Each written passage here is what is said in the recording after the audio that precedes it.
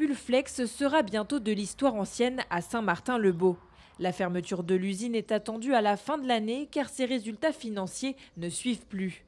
Moins 38% de chiffre d'affaires en 4 ans.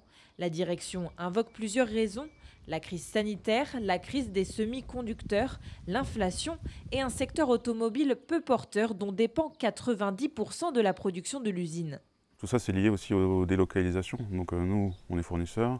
Nos clients se sont plutôt dirigés vers l'Europe de l'Est et vers le Maghreb ou la péninsule ibérique.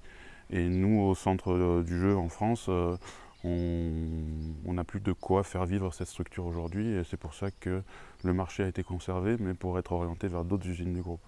Un marché conservé, donc pas de recherche de repreneurs. L'activité sera transférée vers 3 autres usines du groupe situées à Coulon en Eure-et-Loir, mais aussi au Portugal et en Slovaquie. Une décision difficile à digérer pour les 56 salariés, dont 17 ont plus de 30 ans d'ancienneté.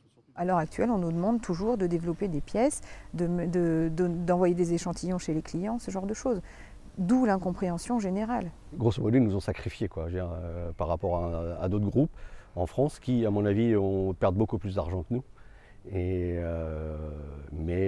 peut-être parce que c'est la maison mère, parce que, je ne sais pas, on nous a sacrifiés.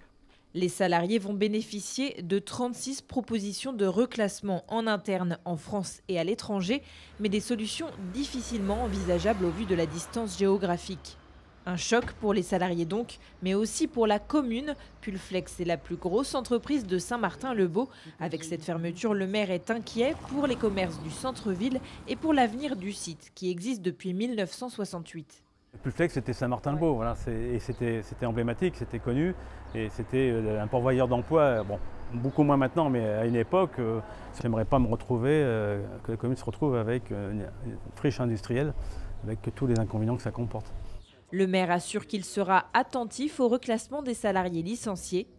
L'entreprise, elle, a dévoilé être en négociation avec la direction du travail pour tenter d'obtenir un contrat de sécurisation professionnelle permettant le maintien des salaires pendant 1 an après la fermeture.